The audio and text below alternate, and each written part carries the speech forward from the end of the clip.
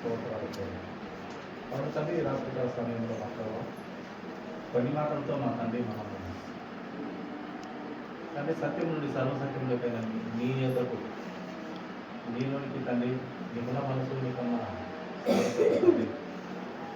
మాకు దయచేయమని అందరికీ దయచేయమని ప్రార్థిస్తున్నాను. సహాయం చేస్తాను. అవును తండ్రి వాక్యం ఇది రాసులని వాడు ఉన్నటువంటి ప్రజలు మా ప్రభావ అటు నీ శక్తివంతమైన నీ నూతనంగా వేరుపడినటువంటి నీ వాక్యము నీ సత్యం కేవలం తండ్రి నీ సత్యాన్ని మాట్లాడుతూ పరిశుద్ధ ఆత్మదేవుని సహాయం అడుగుతూ మాకు సహాయం చేయమని తీసుకుపెడతా ఈ ప్రార్థన అడిగి వేడుకొంచున్నాం మాట్లాడుతున్నాను. ప్రియమైనటువంటి దేవుని జనాంగమా, దేవుని బిడ్డలారా, రాత్రికాల సమయంలో కొన్ని మాటలు మనం ఆయన ఆలోచన విధానాన్ని పరిశీలిద్దామండి. దేవుని ఆశీర్వాదముల ఆలోచనలు కొన్ని మాటలుగా మనం జీవగ్రంథంలో నుండి చదువుకుంటాం. దేవుని ఆశీర్వాదముల ఆలోచనలు ఎలా ఉన్నదో జీవగ్రంథంలో నుండి మనము కొన్ని లేఖనాలతో మనం పరిశీలిస్తున్నామండి.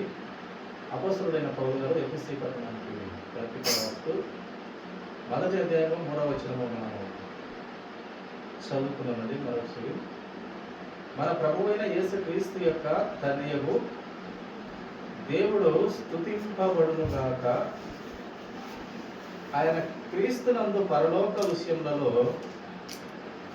ఆత్మ సంబంధమైన ప్రతి ఆశీర్వాదమును మనకు అనుగ్రహించను. ప్రియమైన దేవుని ఆలోచనలో ఉన్నటువంటి దైవిక సంబంధమైనటువంటి ఆలోచనలో ఉన్నటువంటి బిడ్డలారా, వచ్చిన విషయాలు ప్రభుత్వంలో మరింత ఉన్నారు. ఇక్కడ చదువుకున్నటువంటి లేఖన భాగము ఆయన ఆశీర్వాదము ఏ విధంగా మనకు ఎవరి ద్వారా మనకు ప్రత్యక్షత పరుస్తున్నాడో మనము చదువుకొని ఉన్నాము. మరొకసారి కూడా చదువుతున్నాము.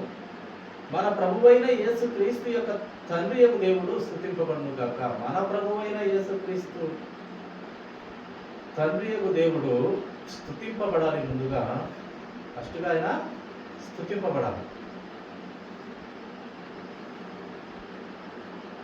అందుకే నేను కూడా మొట్టమొదటి ప్రారంభ ప్రార్థనలోనే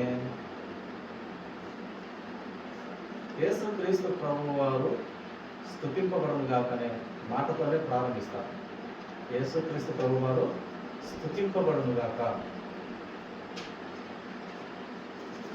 కనుక ఇక్కడ భక్తుడు కూడా తెలియపరుస్తున్నటువంటి ఆలోచన విధానము మన ప్రభువైన యేసుక్రీస్తు యొక్క తండ్రి యొక్క దేవుడు స్తుతింపబడును గాక. ఆయన క్రీస్తునందు, ఆ తండ్రి అయిన దేవుడు క్రీస్తునందు అంటే ఏమి మనకు ఇస్తూ ఉన్నాడంటే పరలోక సంబంధమైన ప్రతి ఆశీర్వాదమును క్రీస్తుతో మనకు అనుగ్రహిస్తూ తెలియపరుస్తూ ప్రత్యక్షతపరుస్తూ మనను పరిశుద్ధ పిలుపుతో పిలిచిన ఆ తండ్రి దేవుడు క్రీస్తులో ప్రతి ఆశీర్వాదము అది ఈ లోక సంబంధమైన ఆశీర్వాదం కాదు. ప్రియమైన సహోదరి సహోదరుడా, ఈ లోక సంబంధమైన ఆశీర్వాదం కాదు. ఈ లోక సంబంధమైన ఆశీర్వాదం అంటే ఏదో ఉద్యోగాలు రావడము, ఇల్లు బాగా కట్టుకోవడము, పిల్లలు ఎదగాలని తమ కుటుంబం కోసమే ప్రార్థన చేయడము, ఇదంతా ఈ లోక సంబంధమైన ఆశీర్వాదమే. కానీ ఈ ఆశీర్వాదము కనుక సమయము మనకు ఏదానికి పనికిరాదు. కానీ పరలోక సంబంధమైన ఆశీర్వాదములు మనకు పనికి వస్తాయి. ఈ లోక సంబంధమైన ఈ లోకం బట్టికే. అందుకే ప్రభు ప్రసంగి ప్రవక్త చెప్తాడు మనకు. ఏం చెప్తాడు ఆయన? వ్యర్థము వ్యర్థము సమస్తము వ్యర్థము, మన్నైనది తిరిగి మళ్ళీ మనుకు చేరాలి. వ్యర్థము వ్యర్థము సమస్తము వ్యర్థము, ఏమి నువ్వు తీసుకొని పోయలేవు, ఎంత సంపాదించినా ఏమి తీసుకొని పోయలేవు. దిగంబరిగా వస్తావు, మళ్ళీ దిగంబరిగా పోవాల్సిందే. ఏం లేకుండా వస్తావు, కనీసం కట్టు బట్ట లేకుండా వస్తావు, మళ్ళీ తర్వాత కట్టు బట్ట లేకుండా వెళ్తావు అని చాలా శక్తివంతమైనటువంటి మాటలు మనకు ప్రవక్తలు, దేవుని దాసులు, దేవుని ఆలోచన బయలుపరిచినటువంటి ప్రవక్తలు కావచ్చు, భక్తులు కావచ్చు, భక్తురాలు కావచ్చు, మనకు యేసుక్రీస్తు ప్రభు వారు కూడా మనకు చాలా అమూల్యమైనటువంటి శక్తివంతమైనటువంటి ఆలోచన విధానాలు మనకు దేవుడు రాయించి ఉన్నాడు. కనుక ఈ లోక సంబంధమైనటువంటి ఆశీర్వాదము అది మనకు స్థిరం కాదు. అందుకే మరొక మాట దేవుడు తెలియపరుస్తాడు, నీవు చూసేవన్నీ నిత్యము కాదు. దేవుడు అన్నటువంటి చాలా శక్తివంతమైన ఆలోచింపజేసే ఆలోచన ఒక మాట మనము బైబిల్ గ్రంథంలో చూస్తాం. నీవు చూసేదంతా ఇది నిత్యం కాదురా, ఇది చూసేదంతా ఇది నిత్యం కాదు, ఇది ఎప్పుడు ఉండేది కాదు. అలాగే నీవు చూడనిదంతా అనిత్యం కాదు, నీకు కనపడనిది ఏది కూడా అది అనిత్యం కాదు. అంటే నువ్వు చూసేదంతా అదేమి శాశ్వతంగా నిలిచేది కాదు, నువ్వు చూడనిదంతా ఉండేది కాదు. చూడనిదంతా ఉంటుంది కానీ నువ్వు చూసేదంతా ఉండదు అనే మాట మనం జీవ గ్రంథంలో మనం చూస్తాం ప్రియమైన దేవుని వారిలో. కనుక ఈ లోక సంబంధమైనటువంటి ప్రతి ఆశీర్వాదము మనం ప్రార్థన చేస్తూ ఉంటాం. ప్రతి ఒక్కరము నా పిల్లలకు ఇది, నా పిల్లలకు ఉద్యోగాలు, నాకు ఆరోగ్యము, ఇదంతా ఈ లోకంలో బ్రతికేదానికి మన లిస్టు దేవుని మీద వేస్తూ ఉంటాం. మన ఆలోచన మన బాగు కోసము, లేదా అది ఆశీర్వాదం అనుకుంటాం. నిజమైన ఆశీర్వాదం మనకి అసలు నిజమైన ఆశీర్వాదం ప్రియమైన దేవుని జనాంగమ జీవితంలో ఆశీర్వాదం పొందడం మంచిదే. ఏది ఈ లోక సంబంధమైన ఆశీర్వాదం మంచిదే, కానీ అయితే అన్నిటికన్నా మిన్నైన ఆశీర్వాదము ఒకటి ఉంది. ఏంది? అన్నిటికన్నా మిన్నైన ఆశీర్వాదము ఏంటంటే అది రక్షణ. ఇది చాలా గొప్పది. రక్షణ అనే ఆశీర్వాదము ఈ లోక సంబంధమైన అన్ని ఆశీర్వాదాల కంటే దైవిక సంబంధమైన పరలోక రాజ్య సంబంధమైన యేసుక్రీస్తు రక్తముతో మనకు దొరికేటువంటి ఆయన ఉచితంగా అనుగ్రహింపబడుతున్నటువంటి ఆ కృప అయినటువంటి ఈ రక్షణ అన్నిటికంటే గొప్పదైన ఆశీర్వాదం అని మనము బైబిల్ ద్వారా, పండితుల ద్వారా, బైబిల్లో దేవుని దాసులు పలికినటువంటి నగ్న సత్యము, పచ్చి నిజము. కనుక ఈ లోక సంబంధమైన ప్రతి ఆశీర్వాదం అది మంచిదే, కానీ అది మనకు అంత మంచిదైతే కాకపోవచ్చు. కానీ రక్షణ అనేది చాలా గొప్పదైన, అన్నిటికంటే గొప్పదైన ఆశీర్వాదం ఏంటంటే రక్షణ అని. ఆ రక్షణ ప్రతిరూపం ఎవరయ్యా అంటే ఆ రక్షణకు కారకుడైన వారు ఎవరు? ఆ రక్షణకు ప్రతిరూపము ఏంటంటే మన ప్రభువైన యేసుక్రీస్తు ప్రభు వారే. మన ప్రభువైన యేసుక్రీస్తు ప్రభువారు రక్షణకు కారకుడైన. ఆయన నుండి మనకు రక్షణ, ఆయన నుండే మనకు ఆ జీవము, ఆయన నుండే మన పుట్టుక, ఆయన నుండి అన్ని సమస్తము ఆయన నుండి మనము పొందుతూ ఉన్నాం ప్రియమైన దేవుని దినగారు. మరొక లేఖ మనం పరిశీలిద్దాం. కనుక ఈ లోక సంబంధమైన ఆశీర్వాదాలు అవి ప్రతి ఒక్కటి దేవుడు ఎప్పుడు మనిషికి ఎప్పుడు సుఖమే ఇవ్వడు, ఎప్పుడు ఆరోగ్యమే ఇవ్వడు, ఎప్పుడు కష్టాలే పెట్టడు. ఇది ఒక దేవుడు ప్రతి మనిషి జీవితంలో ఇముడ్చుతున్నటువంటి లక్షణాలు. ప్రతి మనిషికి ఎప్పుడు సుఖం ఇవ్వడు, ప్రతి మనిషికి ఎప్పుడు ఆరోగ్యం ఇవ్వడు, ప్రతి మనిషికి ఎప్పుడు సంతోషం ఇవ్వడు, ప్రతి మనిషికి ఎప్పుడు దుఃఖం ఇవ్వడు. అన్ని సమ్మిళితం చేసి జీవితము నీ చేతుల్లో పెడతాడు దేవుడు. అన్ని రుచి చూడాలి నువ్వు. ఓన్లీ సంతోషంలో ఉంటే దుఃఖం వచ్చినప్పుడు తట్టుకోలేము. ఎప్పుడు దుఃఖంలో ఉన్నా కూడా ప్రభువుకి ఇష్టం ఉండదు. కనుక ప్రతిదీ చేదు, తీపి, మంచి, చెడు అన్ని నీ జీవితంలో పెట్టి ఇది సత్యమురా, ఇది సత్యం కాదురా అని దేవుడు చెప్తాడు.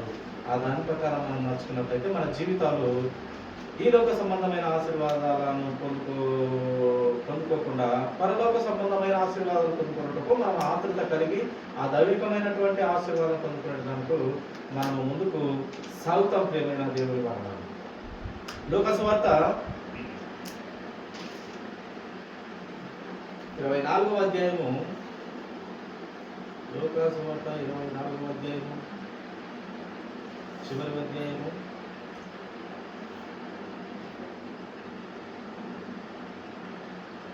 30వ వచనం మనం చదువుకుందామండి. ఆయన ఆలోచన ఆయన వారితో కూడా భోజనం నాకు కూర్చున్నప్పుడు ఒక రొట్టెను పట్టుకొని స్తోత్రం చేసి దాన్ని విరిచి వారికి పంచి పెట్టగా వారి కన్నులు తెరవబడి ఆయనను గుర్తుపట్టిరి. అంతటా ఆయన వారికి అదృశ్యుడాయను. ఇక్కడ ఆశీర్వాదములు చూపుతున్నటువంటి దేవుడు మంచి నడవడికను మనకు నేర్పుతూ ఉన్నాడు. ప్రియమైన దేవుని వల్ల ఆయన భోజనముకు కూర్చున్నప్పుడు ఒక రొట్టెను పట్టుకొని స్తోత్రము చేసి దాన్ని విరిచి వారికి పంచిపెట్టి వారి కన్నులను తెరవబడే విధంగా, ఈయన దేవుని కుమారుడని గుర్తుపట్టే విధంగా కనపడి ఆయన అదృశ్యమైనట్టుగా ఈ లేఖన భాగంలో మనం చూస్తాం. కనుక ఏదైనా చూడండి, మనము తినే పదార్థము అది ఏదైనా చిన్నది కావండి, కనీసము మనము మనసులో అయినా భోజనమే కావచ్చు, ఒక అల్పాహారమే కావచ్చు, టీ కాఫీ ఏదైనా కావచ్చు, దేవునికి స్తోత్రము చేసి దాన్ని భుజించడం మంచిది. అదే ఇక్కడ ప్రభువారు మనకు వ్రాయించినటువంటి ఆలోచనగా మనకు కనబడుతుంది. ఆయన భోజనము కూర్చున్నప్పుడు ఒక రొట్టె పట్టుకొని స్తోత్రం చేసి దేవునికి స్తుతులు చెల్లించి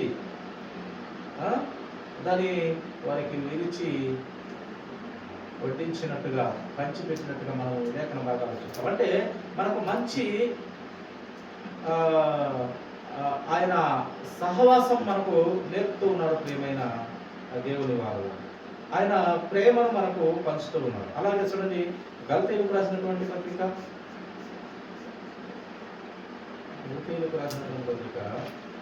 3వ అధ్యాయము 14వ వచనం మనం నిన్నును గురించి మాను మీద వేలాడబడిన ప్రతి వాడును శాపగ్రస్తుడని వ్రాయబడి ఉన్నది. మాను మీద వేలాడబడిన ప్రతి వాడును శాపగ్రస్తుడని వ్రాయబడి ఉన్నది. ఇక మాను మీద శాపగ్రస్తులను మాత్రమే వేలాడదీస్తాడు. యేసుక్రీస్తు ప్రభువారు కూడా శాపగ్రస్తుడుగా ఆయన పిలువబడుతూ వచ్చినాడు.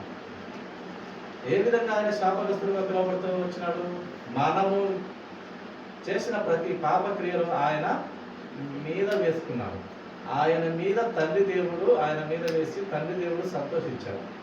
ఎందుకు మన పాపమంతా ఆయన మీద వేసి తండ్రి దేవుడు సంతోషిస్తున్నాడంటే, నా పరిశుద్ధ కుమారుని ద్వారా ఈ పాపపు లోకాన్ని పరిశుద్ధపరిచి నా దగ్గరకు పిలుచుకుంటున్నాను అనే సంతోషం ఆయనది. ఎవరిది? తండ్రి దేవుడిని. నా పరిశుద్ధ కుమారుని ద్వారా సకల మనుషుల పాపాలు ఆయన మీద వేసి, ఆ పవిత్రుని మీద వేసి, ఆ పాపము శాపము ఆయన మీద వేసి ప్రతి మనిషిని పవిత్రపరిచి పరిశుద్ధ దేవుడు ఉన్నటువంటి ఆ గొప్ప పట్టణంలోకి చేర్చుకుంటున్నానంట అన్న సంతోషము దేవుడు సంతోషిస్తూ తన కుమారుని కొడుతూ ఉంటే, నలగొడుతుంటే, ఎన్ని విధాలుగా ఆయనను హింసిస్తుంటే, ఆయనను బాధపడుతుంటే తండ్రి అక్కడ సంతోషిస్తూ కూర్చున్నాడు. ఎందుకంటే నా ఒక్క కుమారుని ద్వారా ప్రపంచంలో ప్రతి మనిషికి అవకాశం ఇచ్చి, పాపము చేస్తున్న ప్రతి మనిషికి అవకాశం ఇచ్చి, దిద్దుకొనుటకు అవకాశం ఇచ్చి, పవిత్రపరచుటకు దేవుడు అవకాశం ఇచ్చి, పరిశుద్ధ పిలుపుతో నా దగ్గరికి రా, నీ పాపం తీసివేస్తా, నీ పాపానికి బదులుగా నా కుమారుడు మీ రక్షకుడు అయినటువంటి యేసుక్రీస్తు అక్కడ కలువరి శిలువలో ప్రాణము నీకోసం విడిచినాడు, రక్తమంతా కార్చినాడు. కనుక ఆ కార్చిన రక్తంతో నీవు కొనబడ్డావు, నీవు ఆయన సొత్తైనావు అని దేవుడు అక్కడ సంతోషించినట్టుగా మనం చూస్తాం. కనుక ఆయన శక్తివంతుడైన దేవుడు కనుక, ఆయన దేవుని కుమారుడు కనుక పాపమంతా ఆయన మీద వేసుకొని, పాపులు తప్పు చేసినప్పుడు శిక్ష వేస్తారు. కానీ ఈయన తప్పు చేయలేదు, కానీ అందరి పాపం కోసం ఆయన శిక్ష అనుభవించి ప్రతి ఒక్కరిని పరిశుద్ధపరచుటకు శిక్ష అనుభవించి ఆయన మరణమై దేవుని కుమారుడు కనుక తిరిగి లేచి 3వ దినాన లేస్తానని ప్రవక్తలు లేఖనాలు తెలిపిన ప్రకారంగా ఆయన 3వ దినాన లేచి దేవుని కుమారుడు కనుక ఆయన నుంచి 40 దినాలు మళ్ళీ అందరికీ అగుపడి మళ్ళీ ఆయన దేవుని యొక్కకు పోయినట్టుగా మనము జీవ గ్రంథంలో యొక్క అపొస్తలుల ద్వారా మనము తెలుసుకొచ్చున్నాం. మళ్ళీ తిరిగి వస్తాము, అంతవరకు మీరు నా పవిత్రతతో నేను ఇచ్చిన రక్తంతో శుద్ధి చేయబడినటువంటి వారు మీరు అదే పవిత్రత కొనసాగిస్తూ జాగ్రత్తగా బతకని నేను వచ్చే సమయంలో మిమ్మల్ని కూడా తీసుకెళ్ళిపోతాన్ని వాగ్దానం చేసినటువంటి దేవుడు చాలా శక్తి కలిగిన దేవుడుగా మనం ఈ లేఖన భాగాల్లో చూస్తాం. అలాగే ఎబ్రీలకు రాసినటువంటి 6:14 మనం ముగించుకున్నాం. ప్రియమైన దేవుడు వారు కదా, ఎబ్రీ 6:14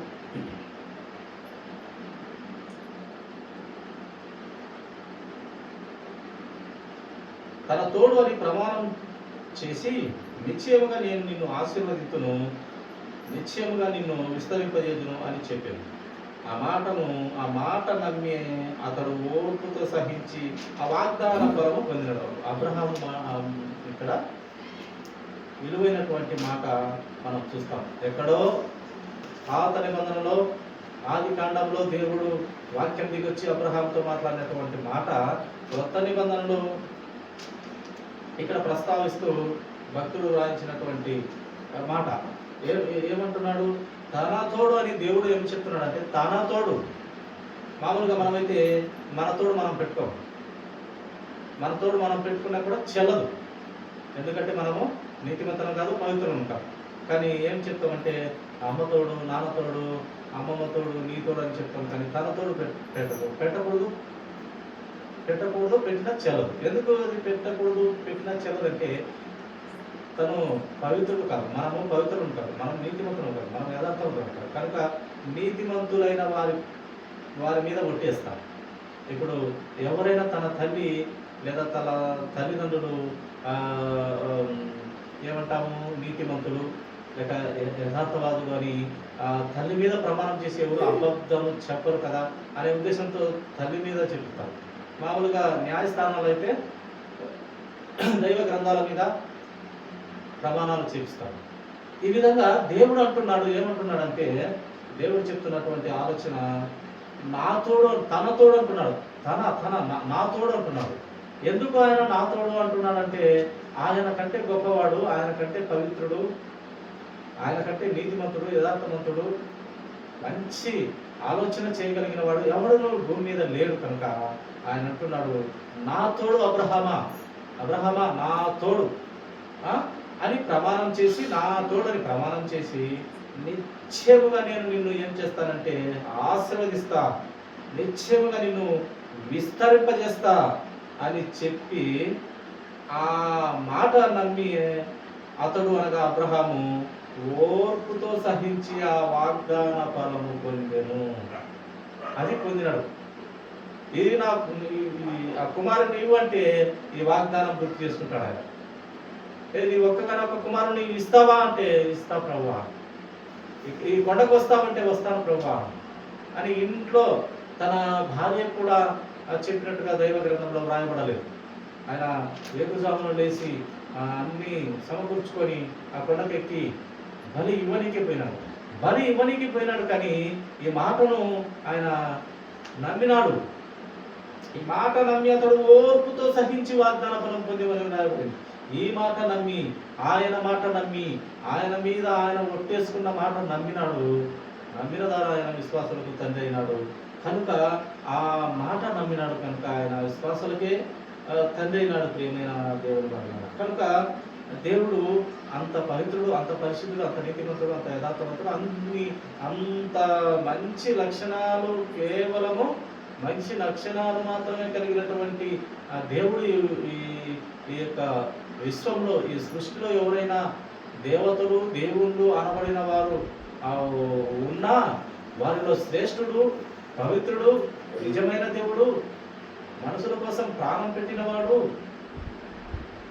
ఎవరయ్యా అంటే ఒక్క మన యేసుక్రీస్తు ప్రభువారే మనకు కనపడతాడు. ప్రేమైన వాళ్ళ అట్టి పవిత్రత కలిగిన దేవుడు, దేవుని మాట నమ్మి అబ్రహాము వాగ్దానం చేశాడు కదా. ఏం వాగ్దానం? నిన్ను విస్తరింపజేస్తాను, నిన్ను ఆశీర్వదిస్తాను, నిన్ను ఆకాశం నక్షత్రంలో కంటే హెచ్చుగా నీ సంతానం చేస్తాను, సముద్రంలో ఇసుకరేణుల వలె నీ సంతానం విస్తరింపజేస్తానని చెప్పిన మాట గుర్తు చేసుకుంటాడు. ఈ ఒక్క కుమారుని ఇచ్చింది, ఈ మాట నాకు ముందు చెప్పినాడు, ఇది ఎప్పుడు నెరవేరుస్తాడు ఈయన, ఇది ఎప్పుడు నెరవేరుస్తాడు ఈ నీతి గల దేవుడు అని చెప్పేసి ఎప్పుడన్నా నెరవేర్చుకొని అడుగుతున్నాడు, ఇచ్చేస్తా, మళ్ళీ ఏ రకంగా ఇవ్వని అని అబ్రహాం ఆలోచన చేసి ఇవ్వనికి కొనుక్కొని ఇదే బైబిల్ గ్రంథంలో ఆయన ఇస్సాకును బలి ఇచ్చేను అని వ్రాయిస్తూ వచ్చినాడు. కనుక ఆయన హృదయం ముందు బలి ఇచ్చేసినాడని బైబిల్ గ్రంథంలో వ్రాయించబడింది. కానీ ఇవ్వలేదు, ఇచ్చినాడు. కానీ హృదయం ముందు తెలుపు చేసేసుకున్నాడు దేవుని. కనుక ఏ మాట ద్వారా ఆయన ఓర్పుతో సహించే వాగ్దాన పొందినంటే దేవుడు మొట్టమొదటిగా వాక్యం దిగి వచ్చి మాట మీద మనసు పెట్టి దాని మీద నమ్మకం ఉంచినాడు. కనుక ఆయన విశ్వాసం గొప్పది. అందుకే విశ్వాసులకు తండ్రి అయినటువంటి అబ్రహాము చాలా గొప్పవాడుగా, ప్రతి విశ్వాసి అబ్రహాము రొమ్ము ఆనుకొని మనము ప్రభు ఎంతకు వెళ్ళేంత ధన్యత దేవుడు అబ్రహాముకు ఇచ్చినట్టుగా మనం భాగాల్లో చూస్తాం.